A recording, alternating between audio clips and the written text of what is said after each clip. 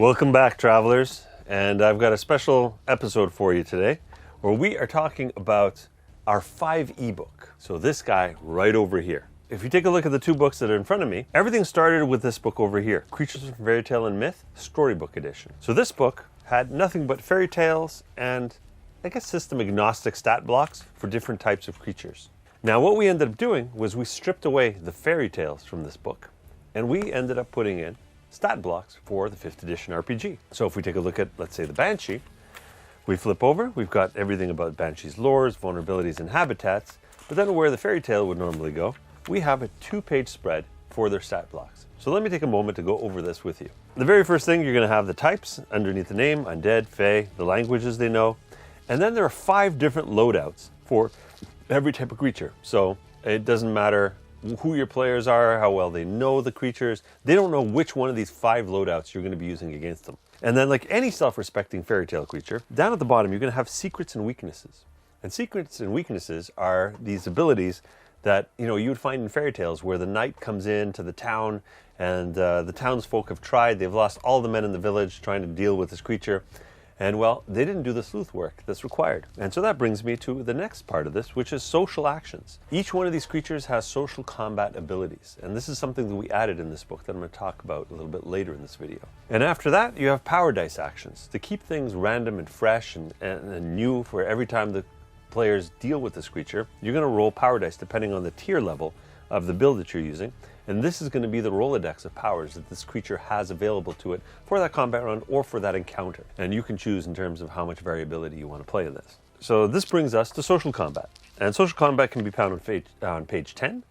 And social combat basically rounds out D&D on all facets. So when you think about D&D for physical combat, you've got feats, spells, abilities, powers, and it makes combat really interesting. But when you get to social combat, let's say you're negotiating the peace treaty between 3 kingdoms, what's the GM going to ask you? They're going to ask you to do a charisma check or diplomacy check, and it's super reductionist to have one roll resolve all of that, when you don't resolve combat, let's say, with a strength check.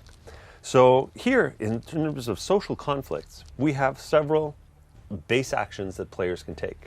So there are 3 actions in this game: question, provoke, and compel. The very first one is called question. When you have a back and forth between an NPC and a PC, and both sides are free-flowing in terms of the information that they want to divulge, you don't need social combat. You just have a dialogue at your table.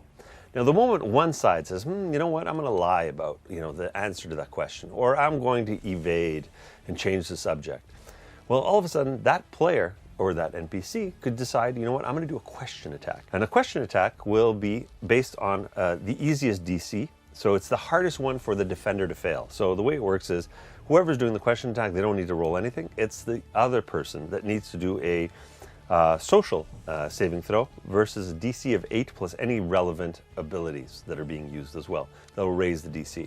And if they fail their their social save, what ends up happening is they have to divulge that piece of information that the person was asking.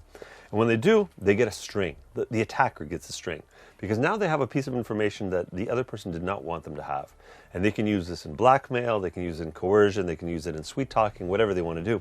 And that gives them another +2 on their DC for all subsequent social attacks per string that they have on that person. So question attack is like your bread and butter way of whittling down what the opponent can put up in terms of a defense against you. The next one is provoke.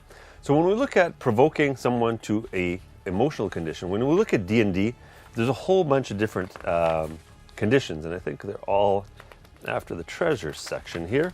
Yeah, so all of these conditions here, if you look on page 24, 25, they're your typical ones in D&D. But what we've also added is a whole bunch of conditions on page 12, which are emotional conditions. So things like awe, brave, desire, lust, disgust, frightened, grief, joy, trust. All of these conditions have in combat and out of combat effects that will last for 24 hours. So if you get someone to be grief-stricken, that'll last for at least 24 hours.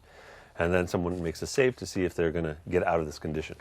So provoking is another way to start tilting the social battlefield in your favor as the social attacker. And the last one is the hardest one. So question DC is 8, provoke DC is 6, compel DC is only 4. And this is why it's very hard to get a compel action to go through, because you're asking someone to do something they're not willing to do. You're really going to need strings, and you're also going to need social conditions, like, having yourself be brave and having the other person maybe frightened, to tilt the scale so your DC gets much higher and tougher to negate.